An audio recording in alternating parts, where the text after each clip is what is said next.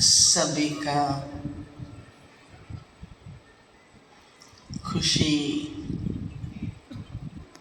और दिल के प्यार की याद लेते हुए जब बाबा के पास वतन में बाबा ने बुलाया और मैं पहुंची, तो वतन में तो बहुत बहुत ही सभा थी, बहुत सभा थी। यहाँ तो उसकी भेंट में बहुत कम है। और एक एक का चेहरा जैसे एक बहुत बहुत सुंदर दीप की तरह बड़ी सुंदर लौ थी। तो उस लौ में हर एक का चेहरा दीपराज की तरह प्रज्वलित था, बहुत सुंदर। तो जैसे बहुत बहुत ही सभा थी और मैंने देखा इतना सुंदर एक एक का चेहरा और हर एक की लौ बिल्कुल पूरी तरह से जल रही थी। और कुछ क्षणों में फिर मैंने देखा कि हमारी सब दादी, दादा और मामा तो वहाँ पर उपस्थित थे। सभी दादी आई और दादी जब आई सभा में, तो दादी का जो दीपक का दादियों का स्वरूप था वो हम लोगों से थोड़ा डिफरेंट था। तो मैं ध्यान से देख रही थी कि उनके आते ही सभा में जो उमंग, उत्साह, रौनक थी, खुशी थी, वो तो बहुत बड़ी ही। परंतु हर एक दादी का जो लौ थी दीपक की, दीप की,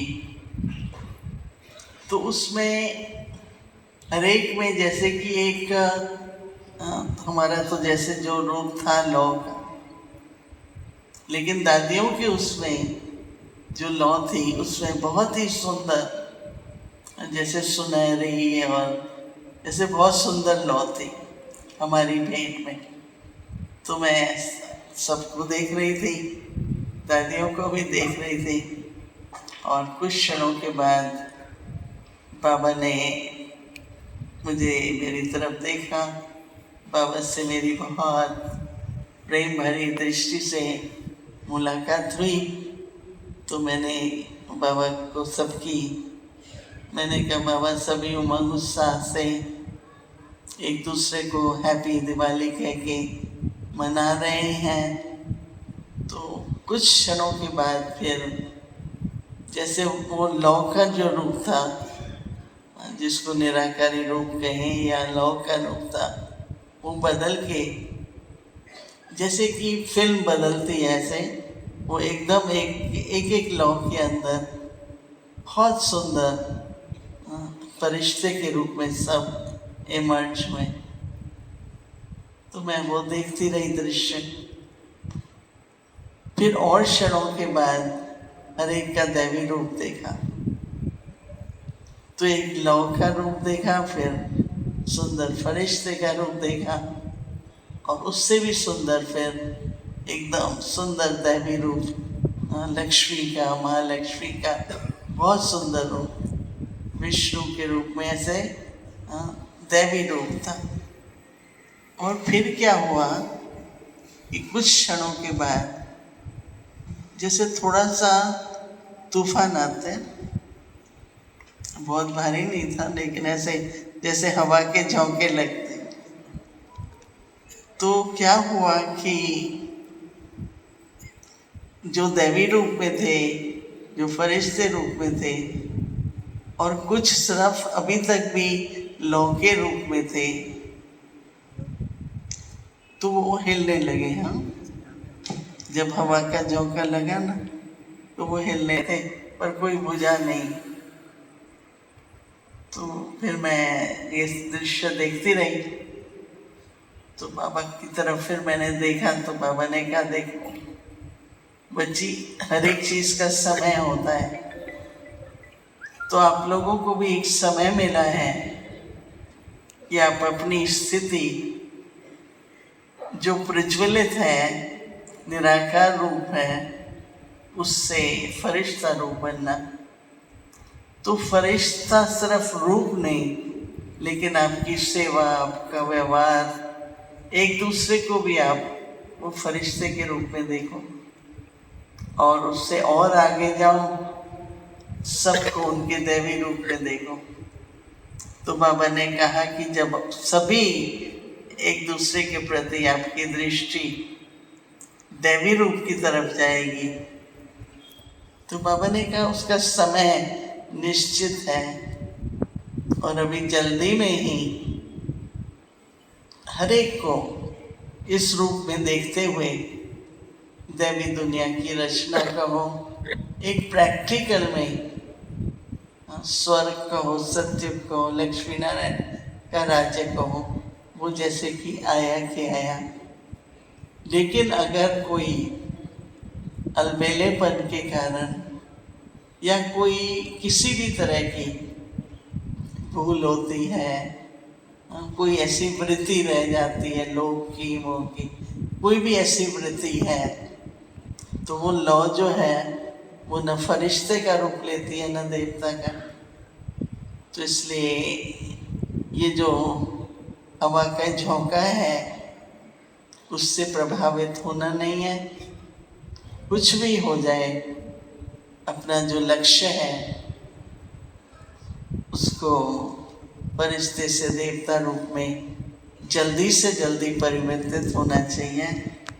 तो बाबा ने कहा ऐसी दिवाली ब्राह्मण परिवार में बाबा के इन सभी बच्चों के बीच में इसी लक्ष्य से इस बार ये दिवाली मनाओ। हर एक जो भी कुछ करे, लेकिन अपने सामने ये लक्ष्य रखे कि इस दिवाली पर मुझे हर एक के प्रति क्या भावना रखनी है, कैसी वृत्ति दृष्टि रखनी है। तो बाबा ने कहा कि नई दुनिया तो रचने वाले आप लोग ही हैं। तो ऐसा करने के बाद फिर बाबा ने कहा कि देखो, अंत समय पर एक एक दीपक से नहीं चलेगा।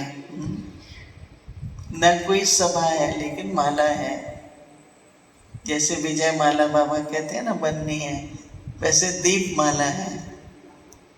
तो बाबा ने कहा कि अभी माला के रूप में बाबा ने सबको, जैसे माला है उसमें एडवांस पार्टी की आत्माएं हैं, हम सब हैं। तो माला में मैंने ये देखा कि थोड़े दीपक में कम प्रकाश था, ज़्यादा नहीं पर थोड़े से जैसे बुझने की तरह है, उतनी रोशनी नहीं थी। तो बाबा ने कहा अरे माला तो देखो चारों तरफ।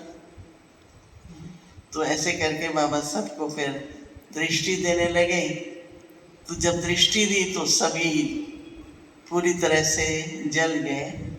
जो थोड़े थोड़े बुझे हुए लग रहे थे, थोड़ी उजाली मतलब कम रोशनी थी।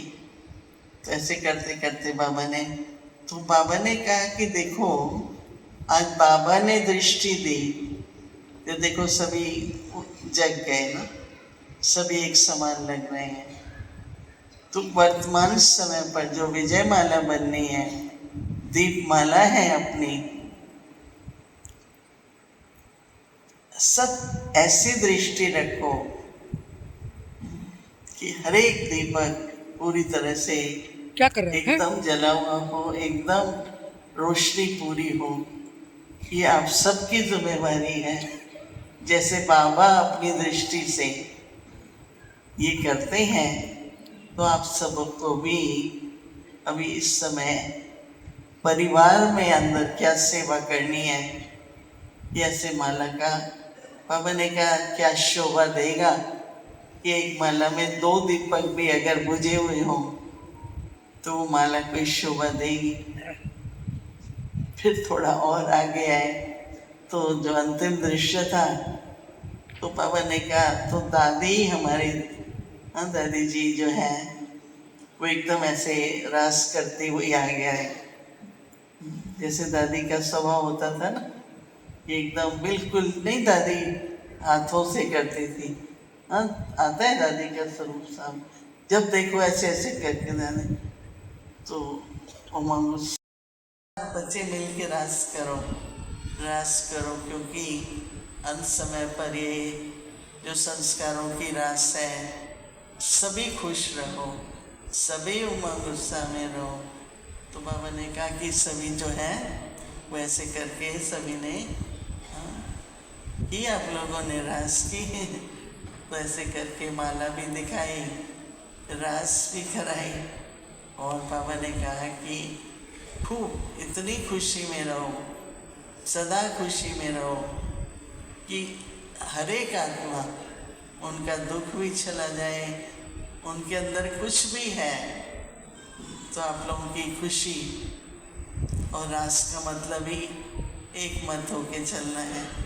तो उसके आधार से सारे विश्व के ब्राह्मण परिवार में सच्ची दिवाली, जिसमें सभी खुशी से एकदम एक दूसरे की समीपता और एक दूसरे की एक मत कहें उन पर, एकदम जैसे कि वो हो और हो भी रही है विश्व में। तो बाबा ने कहा दिवाली तो आप बाहर जो मनाएंगे, लेकिन सत्युगी रूपी दिवाली आई कि आई। ऐसा कहते हुए बाबा ने सबको दिवाली की बहुत बहुत मुबारक दी। और बाबा ने कहा समय कम है और अपने तीनों रूपों को जल्दी वो करो, नहीं तो ये जो अंतिम तूफान आएगा, उस तूफान तक किसी को रुकना नहीं है और किसी पर असर न हो।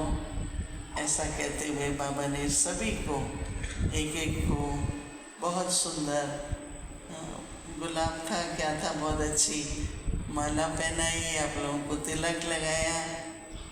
और बाबा ने फिर से सबको मुबारक। और बाबा ने कहा एक दूसरे को, जो बैठे हैं सभी बोलो, हाँ क्या बोलेंगे सभी, हैप्पी हैप्पी दिवाली। ऐसा करते हुए बाबा ने,